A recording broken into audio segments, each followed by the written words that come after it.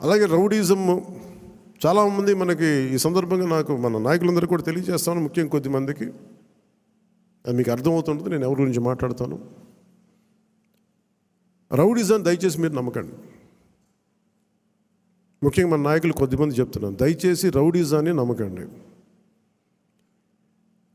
మెత్తగా ఉన్న నాయకుల మీద, ఏం మాట్లాడిన నాయకుల మీద మీరు వచ్చి మాట్లాడాలి కానీ తిట్టడాలు కానీ చేస్తే నాకు ఆ భయాలు లేవు. మీరు అది గుర్తుపెట్టుకోండి. వైసీపీ లాంటి ఒక గుండా పార్టీని ఎదుర్కొని వచ్చిన వాడిని మీరు నన్ను బెదిరించగలరా? మీరు ఆలోచించండి. కొంచెం లోతుగా మీరు అధ్యయనం చేయాలి దాన్ని. ఎందుకంటే మాట కావాల్సిన సంస్కారం కావాలి. ఇక్కడ మీరు కూర్చోబెట్టి బెదిరించేసి సామాజిక మాధ్యమంలో మన నాయకులు మీరే తిడతా ఉంటే నేను మిమ్మల్ని వదులుకోవడానికి సిద్ధంగా ఉంటాను. అది గుర్తుపెట్టుకోండి.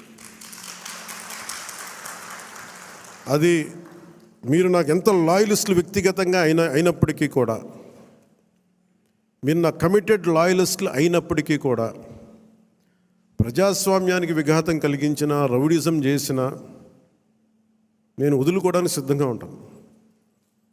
దయచేసి దీన్ని మీరు మంచి మనసుతో అర్థం చేసుకోండి. అది నేను మాట్లాడినప్పుడు ఎందుకు చాలా తీవ్రంగా ఉంటుంది, చాలా గట్టిగా మాట్లాడతాను.